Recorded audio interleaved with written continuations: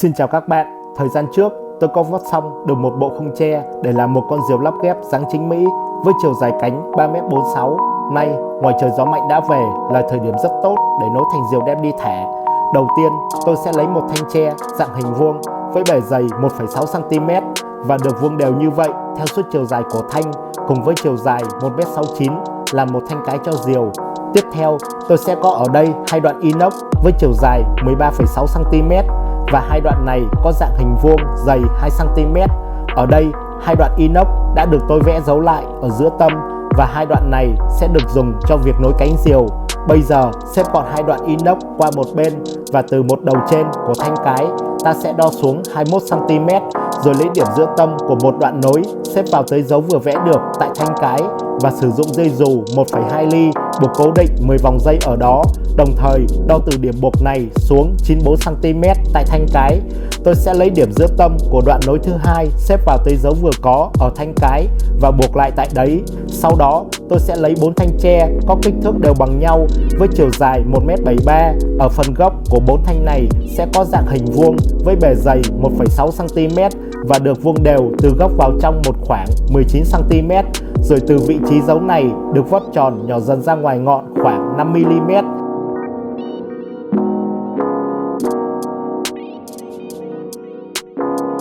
Ta sẽ lấy phần gốc của một thanh xếp vào tới dấu tâm của đoạn nối cánh, vẽ dấu lại ở bên ngoài của thanh tre, rồi sử dụng dây vải dày quấn qua dấu vừa vẽ được ở thanh khoảng 3 vòng và nhỏ thêm keo vào toàn bộ phần dây đã quấn, giúp cho nó được thật chắc chắn, tạo thành một điểm chặn ở thanh để khi ghép vào bên trong đoạn nối sẽ được trông như thế.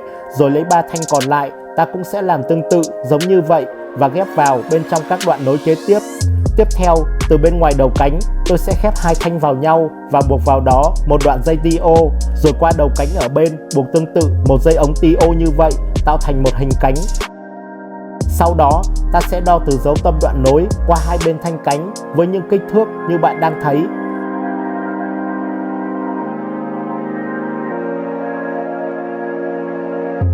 Rồi buộc sợi dây giằng qua tất cả các dấu đối xứng có ở hai bên thanh cánh để ra được một cánh diều cân đối đều nhau ở hai bên như thế. Bây giờ, từ đoạn nối ở thanh cánh dưới, tôi đo xuống 48cm tại thanh cái, rồi sử dụng một đoạn inox với chiều dài 10cm và có bề dày 1,5cm. Ta sẽ lấy dấu tâm của đoạn nối xếp vào tới dấu đã vẽ được lúc trước ở thanh cái, buộc lại 10 vòng dây tại đó, rồi lấy hai thanh tre có kích thước đều bằng nhau với chiều dài 55cm. Ở phần gốc sẽ có dạng hình vuông dày 1,3cm và được vuông đều ra tới ngoài ngọn 8mm. Ta sẽ lấy phần gốc của một thanh rồi xoay mặt vỏ tre hướng lên trên và xếp tới dấu ở giữa đoạn nối đuôi, vẽ dấu lại phía mép bên ngoài của thanh. Ta cũng sẽ dùng dây vải dày quấn qua dấu đã vẽ ở thanh khoảng 3 vòng dây, tạo thành một điểm chặn ở thanh để khi ghép vào bên trong đoạn nối nó sẽ có dạng trông như vậy. Tiếp theo, tôi có ở đây hai nan cáp với mỗi nan được dùng từ hai nan cáp 4 ly đã được nối thẳng song song vào nhau như vậy và hai nan sẽ có chiều dài 1m99. Tôi sẽ lấy một nan rồi từ một đầu của nan cáp này ta sẽ đo vào bên trong 10cm và xếp điểm vừa vẽ dấu được ở nan vào phía ngọn của thanh đuôi, dùng dây buộc lại trông như thế. Sau đó, từ đầu ngoài cùng của nan cáp tôi đo ngược vào trong 48cm và từ đầu gốc của thanh tre đo hướng về bên ngọn 31cm. Ta sẽ bẻ cong đầu ngoài của nan cáp để xếp dấu ở nan vào tới dấu của thanh tre rồi buộc cố định tạo ra một vòng. Nhưng để vòng được đẹp hơn thì tôi sẽ cần buộc thêm một số dây giằng qua vòng giúp vòng được một hình dáng mong muốn. Tiếp theo, từ điểm nối tôi đo qua phía bên trái của thanh cánh dưới 19cm, dùng một đoạn dây ống TO dài khoảng 2,5cm xếp vào tới dấu ở thanh cánh và buộc lại ở đó. Với đầu nan ở phía trên vòng, tôi sẽ sử dụng một đoạn kẽm có hình như vậy, rồi xếp đoạn kẽm này vào phía trên đầu của nan và buộc cố định lại. Ta sẽ móc đoạn kẽm vừa làm được vào bên trong ống TO ở cánh để ra được hình dạng như thế, rồi lấy thanh tre và nan cáp quang còn lại làm tương tự giống như vậy cho nửa phần đuôi bên phải. Với phần yếm, tôi sẽ buộc một sợi dây giằng qua hai nan để điều chỉnh được thành hình vòng eo với kích thước như bạn đang thấy. Bây giờ tôi sẽ xoay khung diều qua rồi vẽ thành một dấu ở ngay giữa bụng cánh tại thanh cái. Ta dùng một đoạn kẽm dài 6cm xếp vào tới dấu ở thanh cái và buộc thật chặt tại đó, rồi cắt một đoạn dây dù 1,8 ly có chiều dài hơn nửa cánh một đoạn.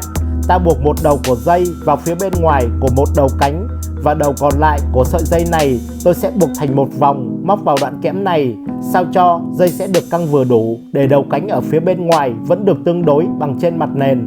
Rồi qua đầu cánh bên đối diện buộc một sợi dây tương tự kích thước giống như vậy. Ở đây nửa cánh khi kéo dây xong sẽ dài 1m65. Như vậy ta đã có được một khung lắp ghép 3m46 rìu chính Mỹ. Giờ tôi sẽ may vào trong khung một bộ áo với những chi tiết ở bên mặt sau như bạn đang thấy.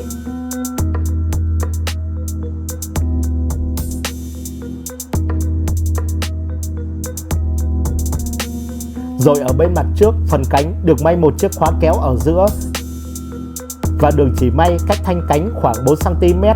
Việc này giúp ta có thể tháo rời áo ra.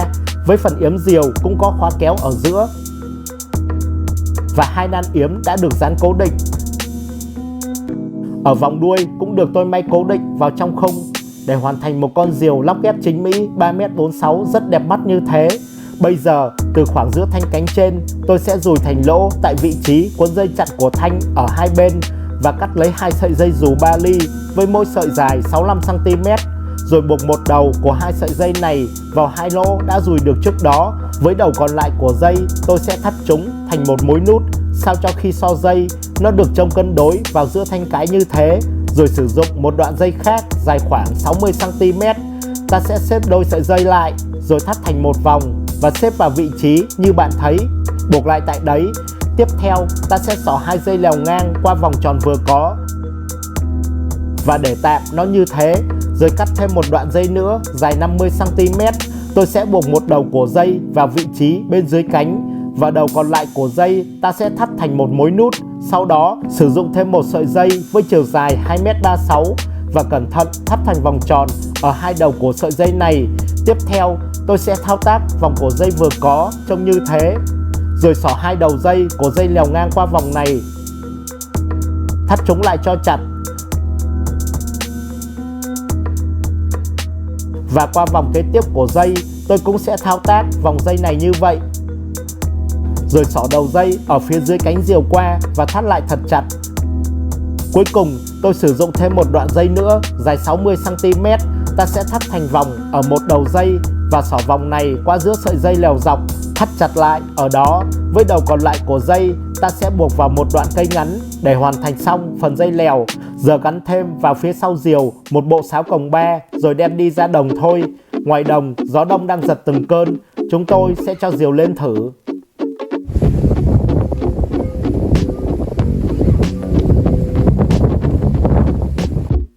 Có vẻ như rìu hụt gió và bị nặng đầu, tôi cần điều chỉnh lèo lên cao một chút.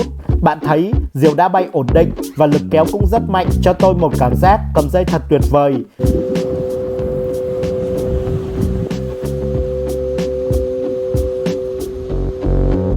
Tuy nhiên, rìu lại bay đứng yên và rất hiền, khác với tưởng tượng của tôi lúc ban đầu rằng rìu phải trao đảo tinh nghịch một chút. Giờ đưa cho bạn kia thả xem, rìu vẫn đang kéo dây rất căng. Có vẻ như bạn kia không thể đứng yên một chỗ và trao đảo hơn con rìu.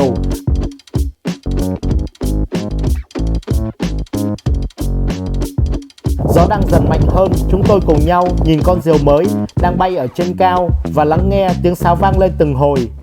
Rất thú vị.